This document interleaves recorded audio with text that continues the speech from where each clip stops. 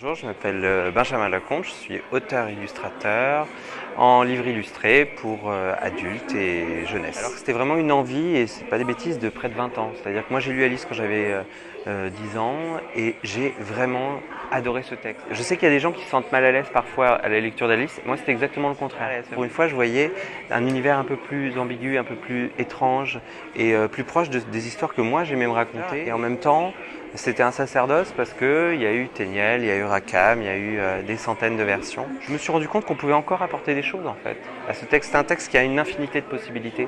Et entre autres, un truc tout bête que j'ai fait, ce livre parle toujours de rapport d'échelle. Juste derrière moi, il y a un visuel qui est très allongé. En fait, dans le livre, c'est un visuel par exemple qu'on ouvre avec des rabats. Et moi, le livre, tout le long, à chaque fois qu'Alice change un peu d'échelle, le livre change un peu d'échelle avec elle et on participe comme ça. C'est une idée toute bête, mais personne ne l'avait faite avant. Et à mon sens, Alice, les aventures d'Alice au Pays des Merveilles, telles qu'elles sont écrites, c'est pas pour les tout jeunes enfants. C'est pour. Et d'ailleurs, ça traite pas vraiment de l'enfance, ça traite du passage à l'âge adulte. C'est ça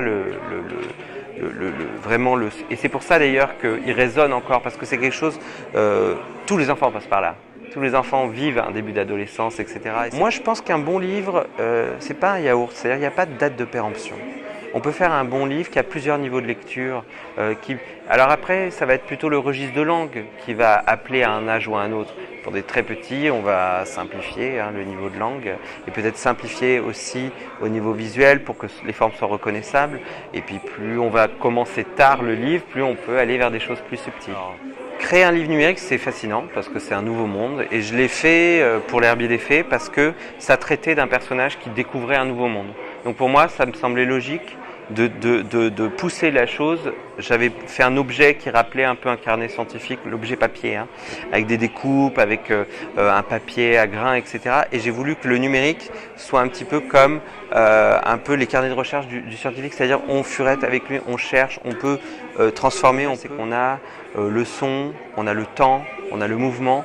Et ça, ce sont des données formidables, mais ce sont des données aussi qui peuvent nous faire perdre le fil, c'est-à-dire on peut basculer dans le jeu, on peut ne plus être tout à fait un livre et ça m'a fait beaucoup réfléchir à qu'est-ce qu'était un livre. Le nouveau livre que je suis en train de faire, qui s'appelle Les super-héros détestent les artichauts, qui sont une adaptation d'un livre qui est paru l'année dernière, ça fait plus d'un an que je travaille dessus, parce que là j'ai voulu vraiment pousser beaucoup plus loin. Donc là il y aura vraiment un côté transmédia, ce sera connecté avec des réseaux sociaux, il y aura un peu de réalité augmentée, on fera vraiment participer aussi le lecteur. Ce sera quelque chose qui, l'Herbier des Fées ressemblait beaucoup à un livre en fait, c'est-à-dire qu'on tournait des pages, etc. Là c'est autre chose, c'est un peu Minority Report, on a un peu, voilà, mais ça reste un livre.